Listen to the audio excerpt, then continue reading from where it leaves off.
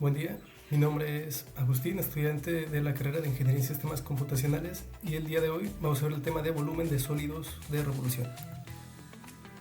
Primero que nada es importante establecer qué es un sólido de revolución. Se crean cuando nosotros tenemos una función, como podemos ver por ejemplo en este caso. Esta línea curva representa una función en un plano 2D, y lo que venimos haciendo hasta el momento es calcular el área bajo ella en dos dimensiones nada más, que es este pedazo que nosotros podemos ver aquí cuando inicia la animación. Lo que nosotros vamos a hacer ahora es rotar esa área que se nos genera alrededor, ya sea del eje X, del eje Y, o puede ser incluso un punto que no es como tal el eje X. Por ejemplo, podría ser en lugar de en 0, o sea en el eje X, pues en -3, por ejemplo. Pero el caso es el mismo. Un sólido de revolución ocurre cuando nosotros tomamos un área en dos dimensiones y la rotamos para obtener un cuerpo tridimensional. En este caso nosotros estamos viendo de una manera un poco más clara la formación de un objeto tridimensional. Como podemos ver, tiene relleno. Por este lado nosotros, más que ver que está relleno, vemos como la función, que es esta curva, gira en torno, en este caso, alrededor del eje Y. Pero al final del día lo que nosotros calculamos es el área que estaría, en este caso, dentro del jarrón. ¿Sí? Entonces, tanto en un caso como en el otro, calculamos el área que hay dentro de nuestro objeto tridimensional, su volumen. Ahora, existen diferentes formas en que nosotros podemos calcularlo, principalmente los métodos de discos y arandelas. La lógica pues es para ambos la misma, simplemente lo único que cambia es que en el método de discos nosotros no tenemos ningún tipo de hueco en la parte central. Es un objeto tridimensional cerrado. Por ejemplo, en este caso, de nuestra área en dos dimensiones, toda está tocando el eje X, por lo que al momento de que nosotros giramos nos genera un objeto de tres dimensiones cerrado. Y la lógica para calcularlo es dividir esto en una cantidad prácticamente infinita de discos y luego calcular el volumen de cada uno de esos discos. Aquí tenemos la fórmula. El pi está fuera de la integral porque es una constante, pero podríamos visualizarlo dentro y sería pi por radio al cuadrado. Ese es el área, por ejemplo, de una de las tapas del disco, y luego si multiplicamos esa área por el ancho de nuestro disco ya nos da el volumen. Entonces pi por radio al cuadrado por el ancho. El radio en este caso es f de x, es directamente la función. ¿Sí? Como quiera, ya sea en torno al eje X o el eje Y, no importa, pero siempre alrededor de ese eje tenemos la misma distancia. ¿Sí? El radio siempre es el valor de la función. Y el ancho es un valor muy pequeño. Podríamos considerarlo un incremental de x, pero al ser tan infinitesimalmente pequeño, entonces lo consideramos un diferencial de x, y es la sumatoria del volumen de cada uno de esos discos en el intervalo a al b. Entonces así es como se visualiza esta fórmula. Y para el caso de las arandelas es algo muy parecido, se usa la misma lógica, pero es, por ejemplo, en este caso tenemos una función f de x. Esta función nos genera todo este objeto, o sea, todo lo que vemos aquí alrededor. Pero tenemos una función g de x que le está quitando este pedazo, de forma que la única área que nos queda en dos dimensiones es este pedazo verde de aquí. Pero cuando nosotros rotamos, es como si tuviéramos toda la figura formada por f de x menos este pedazo formado por g de x, o sea, pi por radio al cuadrado por el ancho, o sea, la integral de f de x menos la integral que nos ayuda a calcular el volumen de g de x. Esto nosotros podemos convertirlo en una sola fórmula para no tener que calcular primero todo un volumen y luego otro volumen, sino directamente tomar una función. En este caso r de x es el radio exterior, mientras que r minúscula de x es el radio interior. Entonces lo que hacemos es tomar esta función, elevarla al cuadrado y restarle la otra función al cuadrado. Luego de eso ya nada más tenemos que integrar una vez y multiplicarlo por el valor de pi. Y de esa manera obtenemos el volumen de una arandela. Ahora, lo que haremos a continuación será una medición práctica. Tenemos una botella de Coca-Cola de 355 mililitros. Lo que haremos será calcular su volumen. Ahora, en el software que utilizaremos, que es GeoGebra, pondremos esta imagen a escala, lo mismo que mide una botella de Coca-Cola de 300 mililitros en la vida real. Claro que las medidas nos saldrán en centímetros cúbicos, pero es importante recordar que un centímetro cúbico es un mililitro. Así que al final nos tendría que dar 355 centímetros cúbicos o mililitros. Muy bien, una vez que tenemos nuestra imagen en GeoGebra para calcular su volumen, lo primero que tenemos que hacer es acomodar esta imagen para poner la escala. Así que en propiedades seleccionaré imagen de fondo para poder visualizar la cuadrícula sobre nuestro objeto. Y ahora moveré las coordenadas de los puntos A y B para que la botella quede de la mejor manera.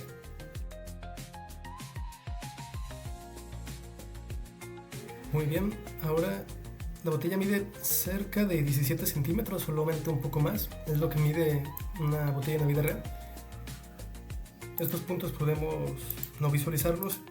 Y ahora lo que pasará a continuación es que vamos a realizar una serie de integrales.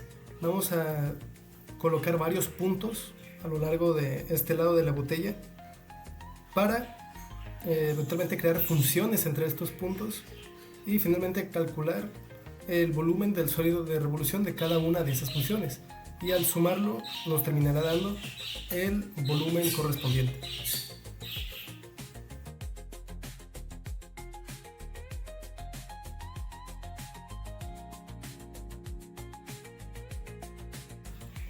Muy bien, los 10 puntos ya están colocados. Solamente los he hecho coincidir con esta área que es la que contiene el líquido. En una botella no se llena el 100% del área, por lo que para nuestro caso no vamos a calcular este pedazo de la tapa. Los 355 mililitros salen únicamente de esta área. Ahora el siguiente punto es generar una función entre cada uno de estos puntos generados previamente.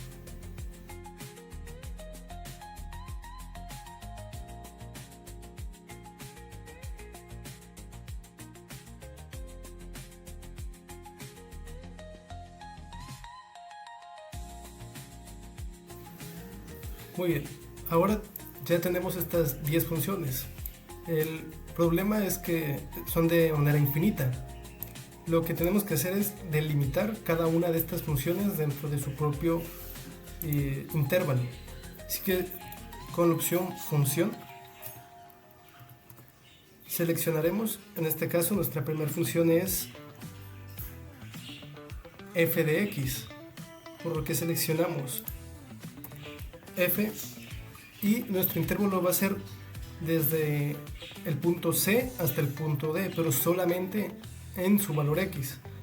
La sintaxis con la que podemos extraer nada más la coordenada x o la coordenada y de un punto en GeoGebra es poniendo la coordenada que queremos obtener, en este caso x, y entre paréntesis el punto, en este caso C.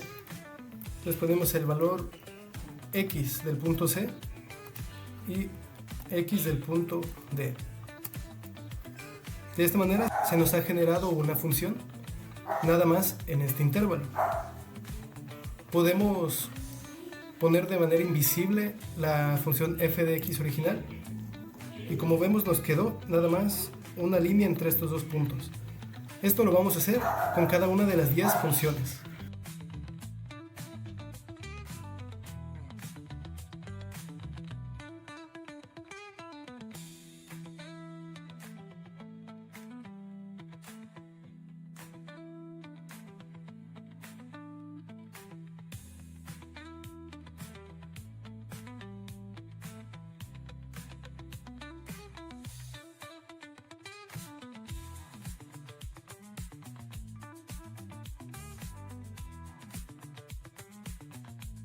Muy bien, ya tenemos las 10 funciones, son estos los valores que vamos a necesitar.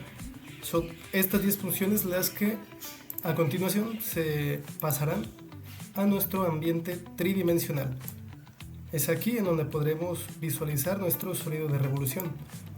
Lo único que tenemos que hacer ahora, ya que tenemos nuestras 10 funciones identificadas, es copiar cada una de estas, duplicando la salida. En la salida se encuentran los valores de cada una de nuestras funciones.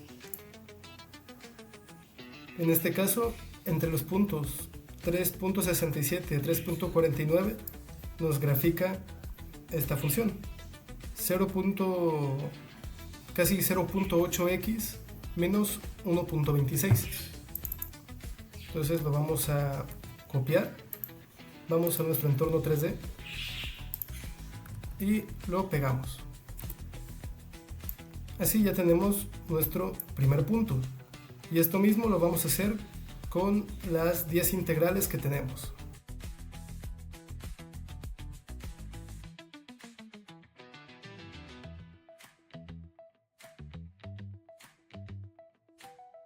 Ya terminamos de pasar todos los puntos, todas las funciones en nuestro entorno 2D a nuestro entorno 3D. Ahora, esto que se puede visualizar aquí son las funciones que marcan la forma de nuestra botella. Ahora, nosotros podemos visualizar nuestra botella en 3 dimensiones aplicando aquí una superficie de revolución. Es algo parecido al jarrón de la primera diapositiva, donde había una función y esa función giraba alrededor de un eje, dejando una superficie. Y es el volumen dentro de esa superficie lo que se calcula utilizando las fórmulas que también vimos en la presentación inicial. A continuación voy a cambiar el color solamente para que sea un poco más fiel a como se ve una botella en la vida real. Muy bien, ahora lo único que falta es, como se ha mencionado, aplicar la superficie de revolución. Esto se puede hacer de varias maneras. Por ejemplo, una es seleccionando una rotación axial. Por aquí se encuentra rotación axial. Entonces lo que tenemos que hacer es seleccionar nuestra función, alguna de ellas, lo haremos con todas, y nuestro punto, el eje con respecto al cual va a rotar. Y aquí como ángulo vamos a seleccionar cualquier valor. Lo que haremos a continuación es aquí generar un deslizador, por ejemplo con una variable a que sea igual a 0 grados. Seleccionamos crear deslizador y ahora esta sección que rota, en lugar de girar con un valor fijo nada más, vamos a seleccionar este valor de a. Y ahora, según este deslizador se mueva, nuestra función va a rotar. Aquí lo podemos visualizar.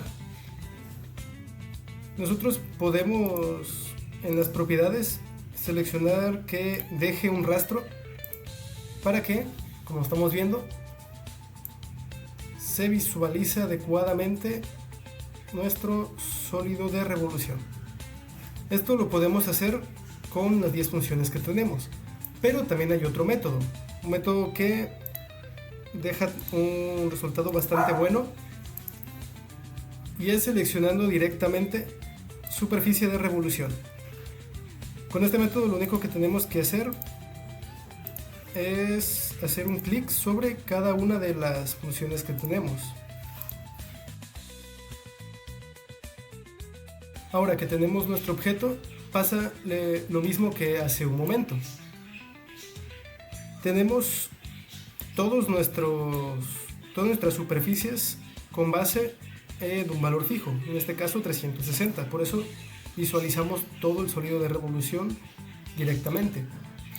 Lo único que tenemos que hacer es cambiar estos valores por A, que es el valor de nuestro deslizador, y automáticamente podremos controlar el nivel de rotación de cada una de estas superficies desde esta barra.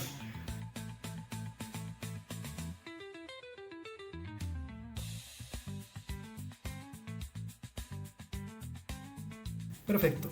Ahora tenemos nuestra botella y esta gira con relación a este deslizador. Así que yo puedo controlar el cómo gira y visualizar de una mucho mejor manera cómo funcionan los sólidos de rotación. Tenemos una función y si nosotros hacemos que esa función rote, se forma un objeto tridimensional.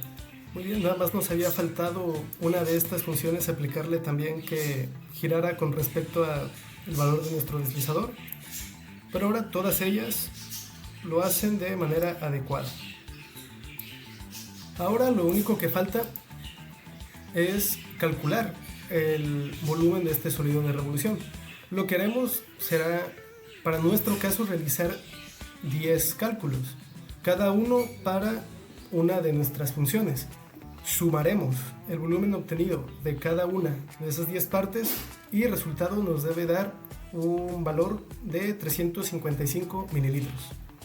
Ahora las funciones se adaptan un poco más a como se vería en la vida real.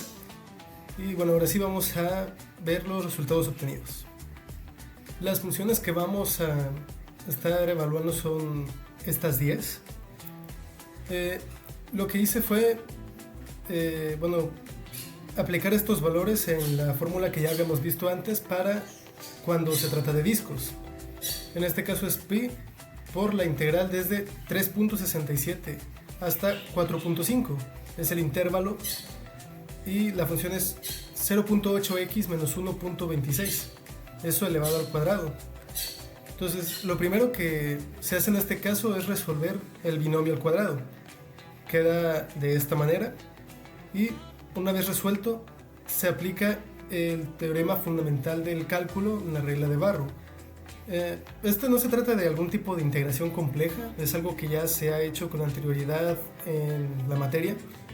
Simplemente es evaluar esta función tomando el valor mayor de x y luego restarle esa misma función evaluada en el valor menor de x.